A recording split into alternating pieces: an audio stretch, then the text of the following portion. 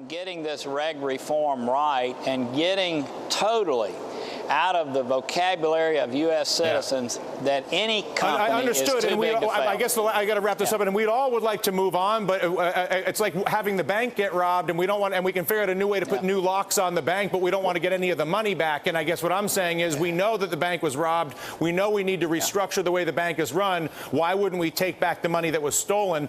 You and I will have that conversation another day. We both, I agree with a lot of what you're saying as it is. So, Senator Corker, thank you so much for the time. Thank you so much, and congratulations on this new format. I hope you'll have me back. Absolutely, Senator. Thank you for joining us this afternoon. I want to bring in former New York Governor Eliot Spitzer, known as the Sheriff of Wall Street in his tenure as the Attorney General, I should say, here in the state of New York. And you can see Christian Freeland there, U.S. Managing Editor for the Financial Times. And I welcome you both. Nice to see you. Thank you, Dylan. Nice to be here, Dylan.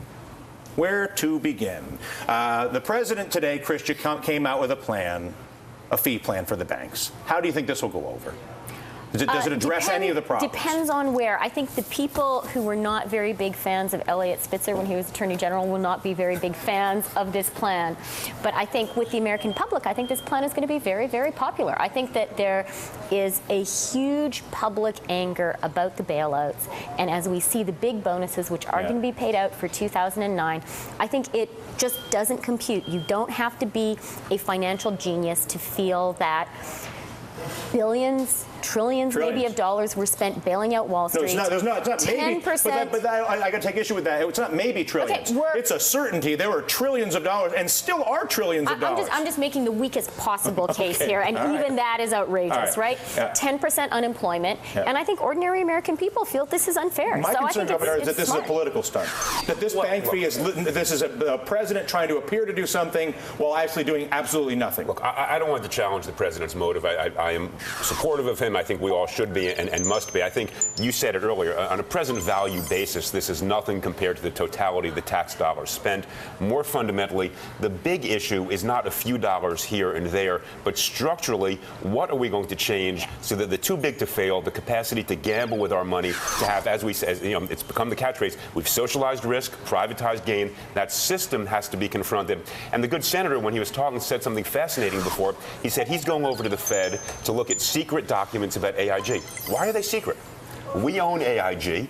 Let's get it all out there so we understand what happened. What did the Fed do? What did AIG do? What did Goldman do? Why the secrecy? Why are we still shrouding all this in the mystery? Let us all understand it. Understood to that end. Here is the bottom line. Eliot and Christian with us for the hour on the front of secrecy. If our government is serious about preventing future bank robberies and recovering the stolen money from the bank robbers of the past, we need the transparency that so many, Senator Corker, former Governor Spitzer, I got lists and lists of people, Christian, but these are just people that are in the room right now. But you need the transparency to have a market you can trust. You need to outlaw banks gambling with other people's money. How that became possible is beyond me, and you have to end the system that creates banks that are too big to fail. As for the fees on the banks, enough with the political stunts, in my opinion. Claw back the bank CEO compensation paid since '99, at least 95% of it. They were gambling 20-1 in the derivatives market. That's $20 worth of funny money. That works out to a 95% tax. And, of course, a windfall tax for bonuses since the bailout would be more rational. If you provide windfall state support, you take the money back. It's economics 101. Anyway, coming up here on the Dylan Ratigan Show.